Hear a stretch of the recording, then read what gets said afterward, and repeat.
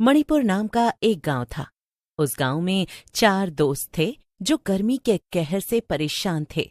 उन्होंने प्लान बनाया कि हम गर्मी में कहीं बाहर चलते हैं। सभी गर्मी में बाहर घूमने के लिए तैयार हो गए और बाइक लेकर निकल गए घूमने के लिए। नील, तूने माटीपुर के बारे में पहले कभी सुना है? नहीं यार, लेकिन ये जगह गूगल मैप पर भी नहीं दिख रही। कहीं तू हमें भूला भटका गांव तो नहीं ले जा रहा?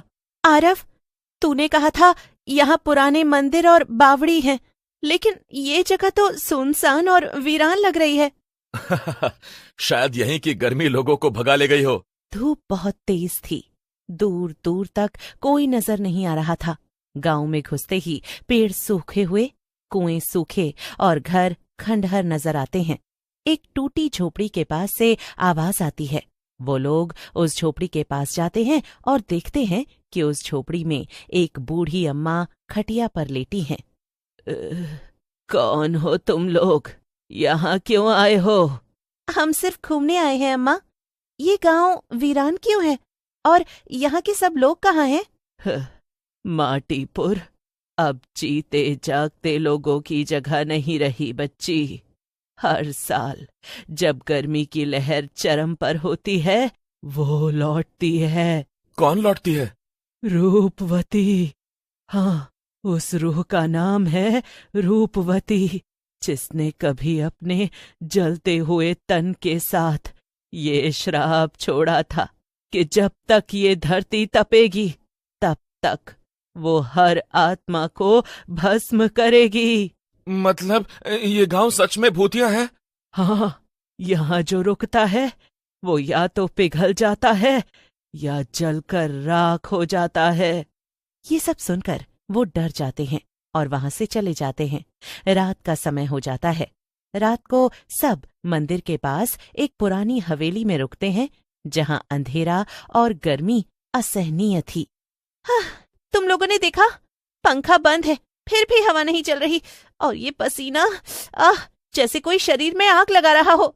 मुझे तो ऐसा लग रहा है जैसे कोई सांस ले रहा हो मेरे कान में। अचानक हवेली के आंगन में दरवाजा अपने आप भड़भड़ाता है। किसने बंद किया ये दरवाजा? कोई अंदर है? टॉर्च की रोशनी में एक धुंधली परछाई नजर आती है। एक लड़की जलते हुए बालों और लाल आंखों के साथ दिखाई देती है। गर्मी आई है और अब तुम सब जलोगे। अगली सुबह सब डर के मारे अम्मा के पास भागते हैं। अम्मा, वो आ गई है। आपने जो कहा था वो सच है, वो रूपवती आ गई है।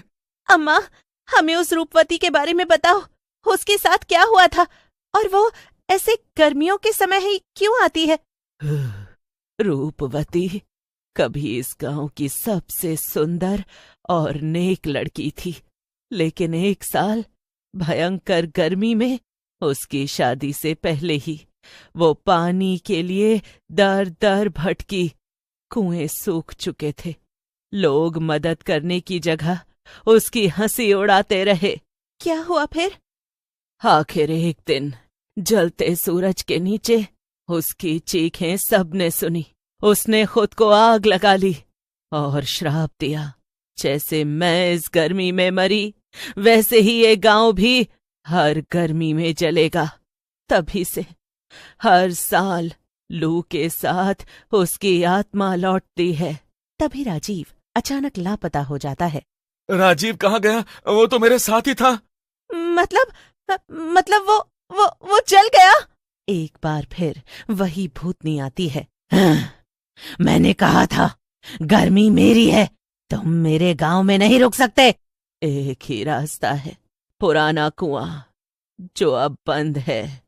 उसके नीचे एक देवी की मूर्ति है, उसे जल से स्पर्श कर दो, तभी ये श्राप टूटेगा। अम्मा की बात सुनकर उस कुएं की ओर दौड़ते हैं। रास्ते में लू की हवा से सबके कपड़े जलने लगते हैं। नील गिर जाता है। सिया कुएं के नीचे उतरती है। ओ माँ, इस गांव को तपा मत, तेरा ही अंश शांति दे सकता है।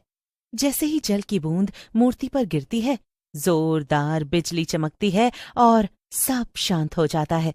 गांव में हवाएं बहने लगती हैं, पेड़ हरे और बूढ़ी अम्मा रोने लगती हैं। तुमने उसे मुक्त कर दिया बच्चों, अब माटीपुर फिर से जी उठेगा। शायद उसकी आत्मा भी अब शांत हो गई। गर्मी गई नहीं, लेकिन उसकी आग अब इंसानों को नहीं जलाएगी। उस दिन के बाद माटीपुर फिर से बसने लगा। रूपवती की आत्मा शांत हो गई, लेकिन हर साल जब गर्मी चरम पर होती, लोग एक छोटी पूजा जरूर करते, ताकि उस आग की याद फिर कभी न लौटे। इसी तरह गर्मी खत्म हो चुकी है। गांव में कुछ परिवार लौट आए हैं। बच्चे खेल रहे हैं, महिलाएं पानी भर रही हैं। नील, सिया और आरव फिर माटीपुर आए हैं, राजीव की अस्थियों को विसर्जित करने के लिए। कौन सोच सकता है कि यहीं पर हमने मौत को इतने करीब से देखा था। वो तो हमसे पहले चला गया, लेकिन कम से कम अब गांव में तो सब ठीक है। ठीक उसी समय गांव के मंदिर से एक चीख निकलती है। अरे अरे, मंदिर में पंडित जी बेहोश पड़े हैं और देवी की मूर्ति खून से लथपथ है। पंडित को होश आता है। मैंने उसे देखा, वो फिर लौटी है, पर अब वो अकेली नहीं है। क्या मतलब? उस राख से एक और रूह निकली है, उसकी माँ, जिसने बेटी को मरते देखा था। वो अब श्राप को जारी रखेगी, तो असली मुक्ति अभी नहीं मिली। नहीं, और अब ये श्राप केवल गर्मी तक सीमित नहीं, ये हर उस इंसान को जलाएगा जो माटीपुर में बिना शुद्ध हृदय से प्रवेश करेगा। रात को आरव को सपना आता है। राजीव उसके पास खड़ा है। आरव चौंक कर उठता है। कहीं उसका शरीर पूरी तरह भस्म नहीं हुआ हो, या उसकी आत्मा भी अब एक श्राप बन गई हो। फिर सुबह गांव में खबर आती है कि कुएं से अजीब आवाजें आने लगी थी। मंदिर की सीढ़ियों पर हर सुबह राख में एक जलते पैर का निशान मिलने लगा था। गांव वाले परेशान हो उठे।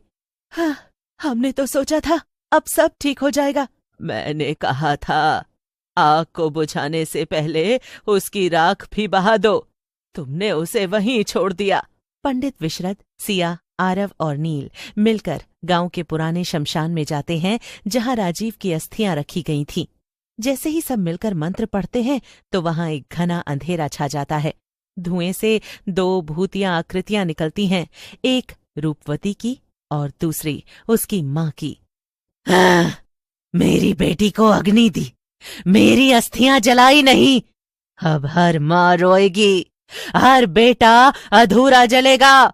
रूपवती की माँ, अगर तुम्हारी आत्मा पवित्र है तो बदले की अग्नि को छोड़ दो। देखो, गांव अब तर्पण कर रहा है, तुम्हारी बेटी को मोक्ष मिला, अब तुम भी मुक्त हो जाओ। एक पल को सब शांत हो जाता है। फिर पंडित विशेष पूजा करता है। गांव वाले मिलकर शुद्धिकरण करते हैं। रात के अंत में आकाश में एक रोशनी दिखाई देती है और दोनों रूहें एक साथ ऊपर चली जाती हैं। 2 साल बीत चुके हैं। माटीपुर में अब लोग रहते हैं। खेतों में फसल उगने लगी है, लेकिन एक गर्मी फिर से दरवाजे पर है, और इस बार आग हवा से नहीं, लोगों की आत्मा से निकलेगी।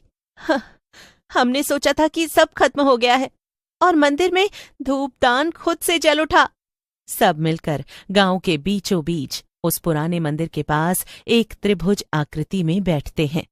धीरे धीरे हवा गर्म होने लगती है, आकाश लाल हो जाता है। राजीव की आकृति हवा में बनती है। क्यों बुलाया मुझे? तुम्ही ने तो मुझे छोड़ा था। मुझे अग्नि दी, लेकिन स्मृति नहीं। माफ कर दो भाई, हमें लगा तुम मुक्त हो गए। मुक्ति वो नहीं होती जो तुम सोचते हो। मुझे जलाया गया, लेकिन मेरी राख फैलाई नहीं गई। अब मैं हर उस आत्मा के साथ जलता हूं जो अधूरी मौत मरती है। मैं राजीव को मुक्त करूंगी। सिया मिट्टी में जल और फूल मिलाकर एक दीपक राजीव की ओर बढ़ाती है। तू अब सिर्फ एक भूत नहीं, तू हमारा दोस्त था। हवा शांत हो जाती है। मंदिर की घंटियां अपने आप बज उठती हैं, और इसी तरह सब पहले जैसा सब ठीक हो जाता है।